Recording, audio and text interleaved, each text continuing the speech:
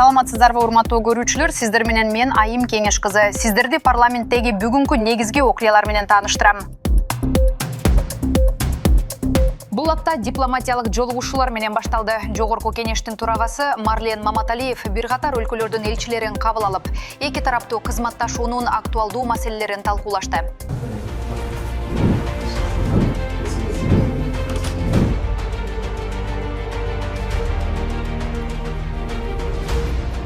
Жогорку кеңештин төрагасы Марлен Маматалиевдин жума башындагы иш күнү эл аралык жолугушуулар менен башталды. Эртең менен алгач төрага Беларусь Республикасынын Кыргызстандагы атайын жана ыйгарым укуктуу элчиси Сергей Малуновду кабыл алып, эки өлкө ортосундагы саясий экономикалык, маданий гуманитардык кызматташтык жана парламенттер аралык байланыштарды кеңейтүү маселелерин талкуулады. Также убежден, что мы продолжим эффективную совместную работу по поступательному углублению кыргызско-белорусского сотрудничества, а наши отношения далее будут развиваться по нарастающей динамике. Еще раз благодарю вас, господин посол. Добро пожаловать еще раз в наш парламент. И я всегда открыт по любым вопросам, вы можете всегда обращаться на верной связи. Жолугушууда тараптар эки мамлекеттин алакасын мындан ары да чыңдоо жана парламенттик дипломатияны активдештирүү боюнча пикир алышты. Өз кезегинде элчи Марлен Маматалиевге Беларусь Республикасынын парламентинин Кош палатасынын жетекчилери жолдогон куттуктоо каттарынын түп нускасын тапшырды. Я с большим удовольствием имею честь передать два оригинала поздравительных посланий с вступлением и назначением вас на эту, или избранием вас на эту очень ответственную государственную должность. Азербайджан мамлекети менен өнөктөштүктү өөрчүтүү Кыргызстандын тышкы саясатындагы артыкчылыктуу багыттардын бири. Бул тууралуу парламент башчысы Азербайджан Республикасынын Кыргызстандагы атайын жана ыйгарым укуктуу элчиси Латиф Гандиловду кабыл алган учурда билдирди. Тараптар эки өлкөнүн стратегиялык өнөктөштүгүн бекемдөө, биргелешкен долбоорлорду ишке ашыруу жана Азербайджан-Кыргызстан өнүктүрүү фонду аркылуу жүргүзүлүп жаткан инвестициялык иштер боюнча да пикир алышты. Жогорку кеңеш Кыргызской Республики заинтересован, конечно, в дальнейшем расширении сотрудничества с МИДи, Меджлисом Азербайджанской Республики. Особое значение мы придаем деятельности парламентской группы дружбы. У нас 10 человек в этой группе, обмену визитами депутатов, а также взаимодействуют профильных комитетов двух парламентов. Парламент башчысынын дүйшөмбү күндөгү иш графиги өтө тыгыз жана жооптуу болду. Ал күндүн башынан эле чет мамлекеттердин эки элчисин жылуу жана салтанаттуу маанайда узатып, улуу дипломатиялык традицияны улантты. Дароо эле Казакстан Республикасынын Кыргызстандагы атайын жана ыйгарым укуктуу элчиси Рапил Жошубаев менен жолугушуп, алака катыштын жаңы барактарын ачты. Бүгүнкү күндө Кыргызстан жана Казакстан жакын кошуналар, ишенимдүү достор, стратегиялык өнөктөштөр жана ошондой эле союздаштар экенин баса белгилеп кетким келет. Казакстан менен Кыргызстан тарихи, маданияти, салт дәстүрү ортак нагыз болгас халыктар. Биздин мемлекет башчылыгыбыз достук менен стратегиялык аракеттештик руханында эл аралык байланыштарды тереңдөөгө негизделген белсенди саясатты диалогия колдойду. Андан ары төрага Корея Республикасынын элчиси Ким Кванжени кабыл алып, мамлекеттер аралык мамилелердин маанилүү темаларын талкуулады. Жолугушуунун жүрүшүндө эки тараптуу кызматташуунун учурдагы абалы жана келечек багыттары каралып, парламенттер аралык кызматташтык маселелери да көңүл сыртында калган жок. Элчи Корея Республикасынын парламентинин жетекчиси жолдогон куттуктоо баракчасын тапшырып, төрөгага ийгиликтерди каалады.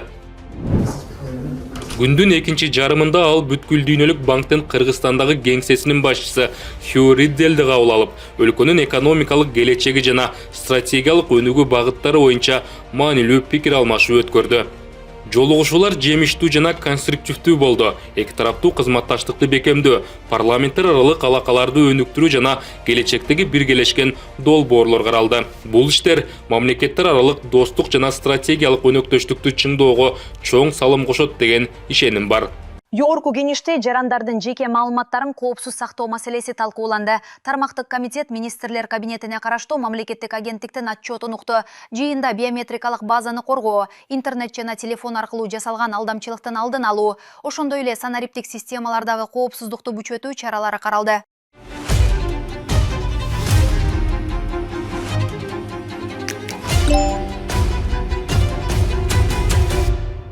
Жогорку кеңештин профилдик комитети бүгүн министрлер кабинетине караштуу жеке маалыматтарды коргоо боюнча мамлекеттик агенттиктин ишмердүүлүгү менен таанышты.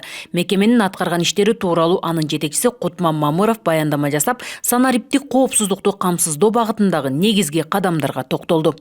Биздин пландар мыйзамдык базаны өнүктүрүү, себеби санарип кодекси киргизилген, ага карата башка мыйзамдарды ошол эле өкмөттүн токтомдорунун алга дал келиштүү иштери жүргүзүлүп жатат. Андан кийин 2026 жылы 120 текшерүү жүргүзүү пландалууда.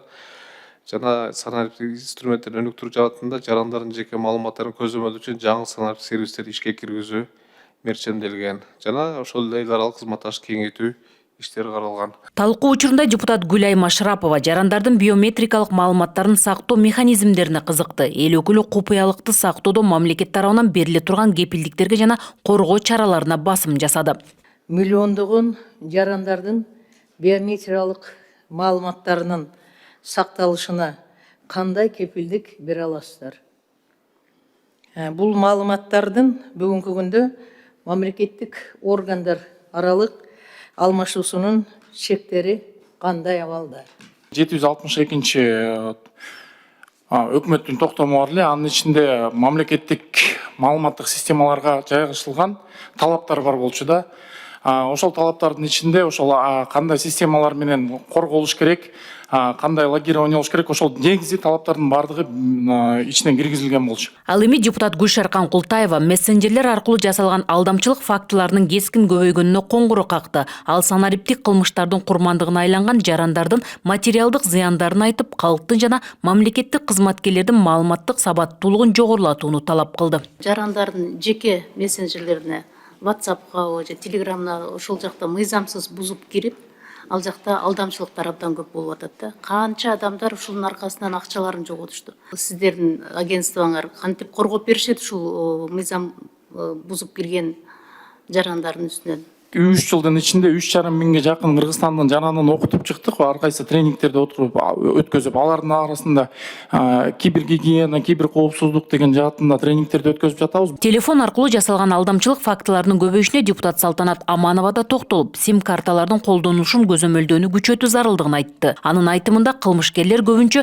чет өлкөлүк номерлерге таандык сим карталарды пайдаланышат. Эң чоң коркунуч бул чет элдик номерлер менен катталып туруп коркуткан учул бул бир. Экинчиден өзүбүздүн эле Кыргызстандагы сим карталар Кыргызстандын номери менен чыгып алып туруп, акча, үйүн документтерин алып келдирип жана башка сураган учурлар, же болбосо картага которуп кой деген учурлар. Бул эң примитивдүү учурунда жүрөбүз биз дагы деле. Эгерде эртең өтө өнүгүп кеткен учурда атасынын үнү менен бала же ата энеге баласынын үнү менен кадимкидей үнүн жасап туруп, азыр искусственный интеллект бар жокту жасап атпайбы? Шуну жасалмай интеллект менен баласынын кызынын үнүн жасап, мен больницадан тез акчаны которса, ата эне айылда билбейт да. Депутат Болот Сагынаев мамлекеттик системаларда маалыматтардын сыртка чыгып кетүү тобокелдиктерине токтолуп, мындай учурда ким жоопкерчилик тарта турганына тактоо киргизди. Маалыматтарды коргоо агенттигинин толук кандуу ишин жүргүзүп жатканына канча убакыт болду? 2022 жылдан баштап. Ошол убакыттан бери канча персональный данный утечка болду? Болду же болгон жок? Официалдуу түрдө болгон жок. Болгон жок. Эгер боло турган болсо, ким жоопкерчилик алат? Ошол кайсы системадан утечка болгон болсо, ошол мамлекеттик уюм же мекеме жоопкерчилик толуп калат. Комитет төрайымы Токтобөбө Ашымбаева мектептерде кеңири колдонулуп жаткан электрондук күндөлүктөрдүн коопсуздугуна өзгөчө көңүл бурду. Төрайым окуучулардын жана ата энелердин маалыматтары кайсы серверде сакталып, кантип корголуп жатканына кызыкты. Күндөлүк деген күндөлүктүн кайсы бир бөлүгүн жеке компаниялар дагы алып барды. Ошолордун жоопкерчилиги жеке маалыматтар боюнча кантип көзөмөлдөйсүздөр? Мектептер боюнча текшерүү өткөрүлгөн. Текшерүү өткөрүлгөндөн кийин жалпы ошол агартуу министрлигине маалымат өткөзүлгөн. Ошол система боюнча кандай бир чара көрүш керек депчи. Азыркы учурда ошол багытта агартуу министрлигинен кандай чара көрүлгөн боюнча бизде менде азыр так эстей албай атам, маалымат кандай маалымат болуп калды экенчи, кандай акыбалга жеткирилди. Бирок биз аларга жалпы ушул күндөлүк боюнча маалымат жөнөткөнбүз. Жыйынтыгында депутаттар бир катар сунуш пикирлерин берип, агенттиктин маалыматын эске алышты. Жогорку кеңештин эл аралык иштер, коргоо, коопсуздук жана миграция боюнча комитети Кыргызстандын Екатеринбург шаарындагы башкы консулдугунун 2024-2025 жылдардагы ишмердүүлүгү тууралуу маалыматын укту. Жыйында консулдук каттоодогу жарандардын абалы, миграциялык мыйзамдарды сактоо, эмгек укуктарын коргоо жана чет өлкөдөгү мекендештерге көрсөтүлүп жаткан жардам маселелери талкууланды.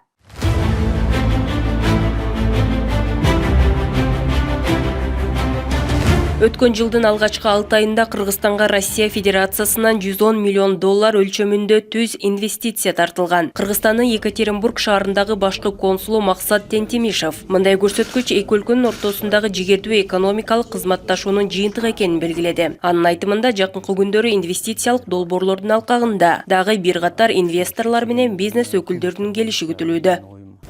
Ертеңден баштап бир чоң бизнесмендер келет, көлдөн пансионат салабыз деп пландаштырып атышат.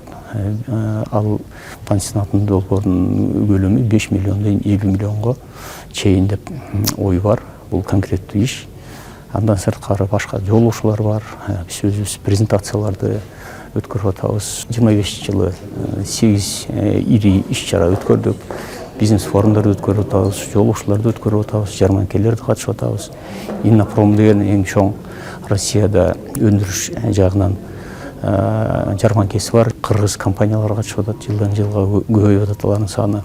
Мындан тышкары билим берүү тармагындагы кызматташтыкта жакшы нукка коюлууда. Учурда Екатеринбург шаарындагы жогорку окуу жайларда билим алып жаткан кыргызстандык студенттердин саны 359-га жетти. Стоит, наверное, какие-то соглашения между этими вузами и факультетами подписывать, понимаете?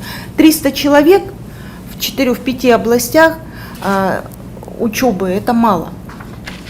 Это маленькая цифра, 300 человек в целом. Вот. И здесь вот как-то вот усилить. Вот нам сейчас на самом деле необходимы узкие специальности профессиональные в горной геологии, в энергетике и так далее. Все, что сейчас на сегодняшний день нас волнует и то, что нам необходимо. Ошондой эле аталган шаардагы консулдук каттоодо 14 730 кыргыз жараны турат. Талкуу учурунда эл өкүлдөрү жашы жете элек өспүрүмдөр арасындагы кылмыштуулуктун алдын алуу үчүн түшүндүрүү иштерин күчөтүү зарылдыгын белгилешти. Симка тараткан сыяктуу эле буклеттерди жаштарга эле эмес, ошол жерде ата энелерине деле берсеңиздер, балким үйлөрүнө барып аябай жакшылап бериш керек да. Эми ошол жергечи жазып маанисинчи ата энелери да ошо балдарына баргандан кийин бир сыйра көзөмөл кылып ошол нерсени түшүндүрүп айтып бере тургандай кылыпчы. Жеткинчектердин укуктарын коргоо багытында туруктуу мониторинг жүргүзүлүүдө. Анын ичинде ата энесинин кароосуз калган балдар боюнча иштер да камтылат.